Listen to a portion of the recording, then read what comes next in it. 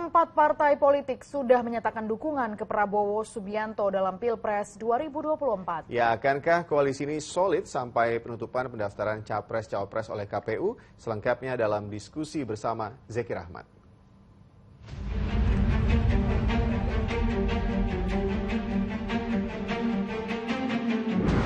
Semakin dekat dengan pendaftaran Capres dan juga Cawapres pada bulan Oktober nanti, kondisi politik juga semakin cair.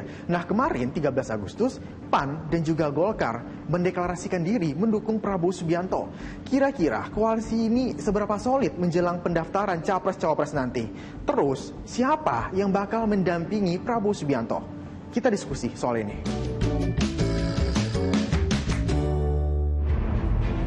Akhir pekan bukannya santai, tapi dua partai politik Golkar dan PAN bermanuver mendeklarasikan diri mendukung Prabowo sebagai Capres 2024. Museum Perumusan Naskah Proklamasi jadi saksi 4 partai politik berkoalisi mendukung Prabowo. Dengan tambahan dukungan PAN dan Golkar, koalisi dengan nama Kebangkitan untuk Indonesia Raya ini udah punya 42% suara di parlemen atau 265 dari 575 kursi di DPR. Mendapat dukungan dari Golkar dan juga PAN, Prabowo menyatakan dirinya terharu. Karena itu, saya merasa sangat terharu, sangat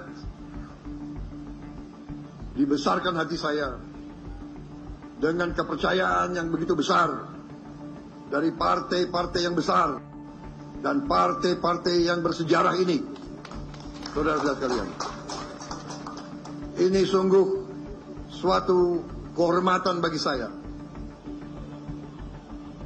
yang juga membuat saya bertekad untuk tidak mengecewakan harapan partai-partai ini dan terutama harapan rakyat Indonesia semuanya. Deklarasi dua parpol ini untuk Prabowo ditanggapi oleh bakal calon presiden lain, Ganjar dan juga Anies. Ganjar bilang saat ini parpol emang gencar lagi negosiasi. Tapi kalau kata Anies, koalisi besar belum tentu bisa menang dalam kontestasi.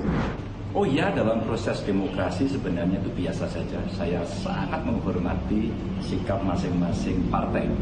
Pasti beliau-beliau sudah memberikan keputusan, sudah punya catatan-catatan harus merapat kemana. Jadi saya sangat hormat atas keputusan yang diambil oleh partai, siapapun mereka dan kemanapun mereka. Kami pernah punya pengalaman di Jakarta, hanya berdua. Tapi apa yang terjadi? Saya memberikan pilihan dengan mempertimbangkan banyak faktor. Semoga selamat kepada Partai Golkar, PAN, yang sudah memutuskan untuk bergabung di koalisi. Udah ada 4 parpol, koalisinya besar. Terus kira-kira siapa yang bakal ngedampingin Prabowo untuk jadi wakilnya? Kita sudah konsolidasi dan seluruhnya memberi mandat kepada ketua umumnya, baik dari daerah maupun dari para senior, dan kami sudah sampaikan. Oleh karena itu keputusan bergabung ini sudah dibicarakan dan juga terkait dengan tadi sudah disampaikan oleh Bapak Prabowo bahwa hal lain akan dibicarakan secara bersama-sama berempat. Kalau kata PDIP, semuanya masih bisa berubah sampai hari pendaftaran Capres-Cawapres ditutup sama KPU. Politik itu dinamis, cair, ya. Bahkan tidak ada jaminan juga partai politik yang sudah menjalin kerjasama politik itu ketika NDN pendaftarannya nanti akan masih tetap bersama-sama. Apalagi yang baru sekedar penjajakan. Dan itu kami anggap suatu hal yang wajar dalam dinamika politik kita seperti ini. Karena yang penting bagi kami, sebuah kerjasama politik itu dasarnya adalah harus kesukarelaan. keikhlasan, kehendak bersama. Nggak boleh ada kawin paksa. Ya, nggak boleh ada kawin paksa, sehingga harus satu sama lain memang sama-sama ingin bekerja sama. Nah, kalau syarat itu tidak dipenuhi, ya PDI Perjuangan juga tidak memaksa diri. Yang paling penting adalah bagi kami sebagai partai politik yang memiliki golden ticket untuk mengusulkan sendiri calon presiden dan wakil presidennya, PDI Perjuangan tidak mau jumawa, tidak mau menyombongkan diri. Maka dengan demikian kami tetap membuka diri untuk bekerja sama dengan partai-partai politik lain. Tetapi partai politik lain yang ingin bekerja sama dengan kami juga tidak bisa memaksakan diri, apalagi dipaksa. Harus dasarnya kesukarelaan. Gitu. Pengamat politik Adi Prayitno juga kurang lebih menyatakan hal yang sama. Kondisinya masih bisa berubah karena dinamisnya politik saat ini. Apalagi kalau cawapresnya tidak disetujui sama parpol yang ada di dalam koalisi.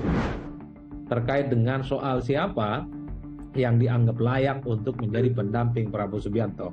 Karena ketiga partai ini sampai hari ini kelihatan tetap mengusung harga mati buat kader terbaik mereka. Bagi PKB, tentu PKB lah yang dianggap paling pantas menjadi pendukung dan menjadi cawapresnya Prabowo. Begitupun dengan PAN dan Golkar, mereka punya Erick Thohir dan kemudian mereka punya Erlangga Hartarto. Inilah kerumitan-kerumitan yang saya sampai saat ini tidak terlampau yakin, sekalipun ada dukungan politik, ini tidak bisa dijamin akan sampai di 2024 kalau proposal politik masing-masing partai ini tidak bisa dipenuhi dengan baik oleh Prabowo Subianto. Siapa yang bisa menjamin PKB akan tetap dengan Prabowo kalau kemudian yang dipilih itu adalah Erick Thohir? Siapa yang kemudian bisa menjamin kalau PAN dan PKB ada dengan Prabowo Subianto kalau yang menjadi pendamping Prabowo itu adalah Erlangga Hartarto? Begitu seterusnya dan seterusnya. Jadi ujian dari dukungan politik hari ini tentang soal siapa pendamping sesungguhnya Prabowo nanti yang akan dipilih. Politik memang cair, apalagi jelang pendaftaran capres dan juga cawapres. Semuanya masih mungkin terjadi. Masih ingat 2019, wakilnya Jokowi dan Prabowo berubah di menit terakhir. Saya Zikir Ahmad pamit. Terima kasih. Sampai jumpa.